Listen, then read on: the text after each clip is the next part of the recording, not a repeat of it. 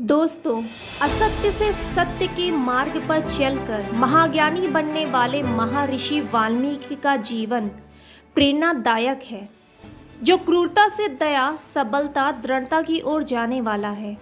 महर्षि वाल्मीकि ने संस्कृत में महाकाव्य रामायण की रचना के साथ श्री राम के संपूर्ण जीवन को चरितार्थ भी किया और लव कुश के संरक्षक गुरु भी रहे। दोस्तों, महर्षि वाल्मीकि का जन्म अश्विन मास की शरद पूर्णिमा के दिन हुआ था।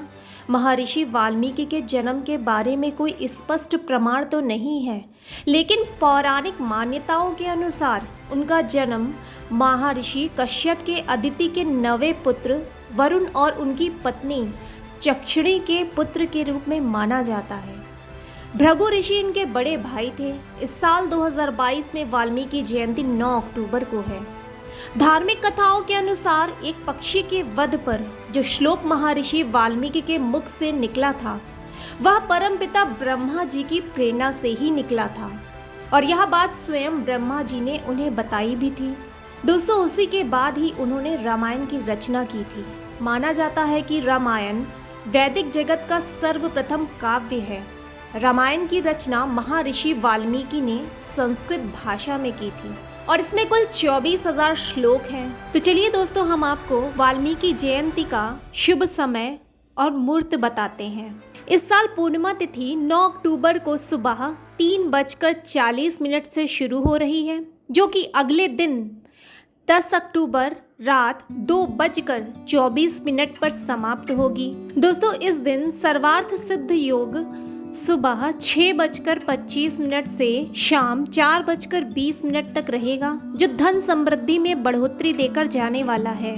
दोस्तों, संस्कृत के आदि कवि और महाकाव्य रामायण के रचयिता महर्षि वाल्मीकि आदिकाल के महान कवियों में गिने जाते हैं। एक बार निर्जन वन में भ्रमण करते हुए उनको नारद मुनि मिले। डाकू रत्नाकर ने उनको लूटने का प्रयत्न किया। तब महर्षि नारद ने उनसे पूछा कि तुम यह निम्न कोटि का काम क्यों करते हो।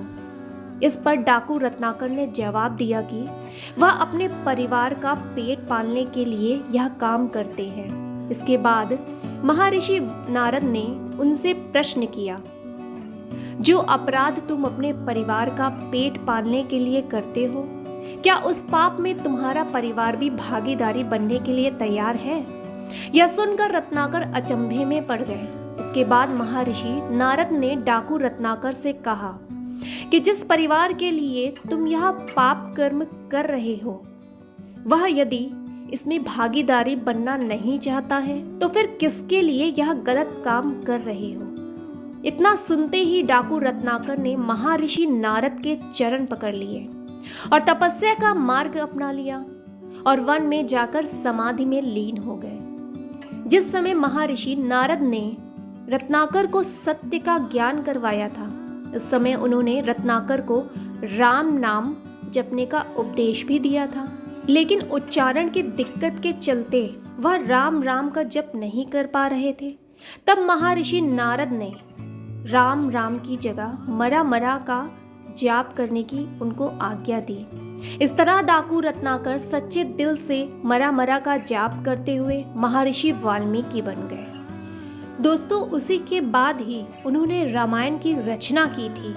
महर्षि वाल्मीकि ने संस्कृत में महाकाव्य रामायण की रचना के साथ ही श्री राम के संपूर्ण जीवन को चरितार्थ करने के साथ देवी सीता के आश्रयदाता बने और लव कुश के जन्म के गवाह और संरक्षक गुरु भी रहे।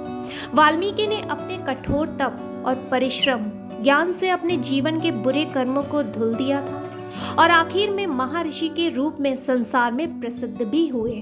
तो दोस्तों, आपका वीडियो में अंत तक बने रहने के लिए बहुत बहुत शुक्रिया। धन्यवाद। दोस्तों, अगर आपको वीडियो पसंद आई हो तो फिर इसे लाइक, शेयर एंड सब्सक्राइब करना ना भूलें।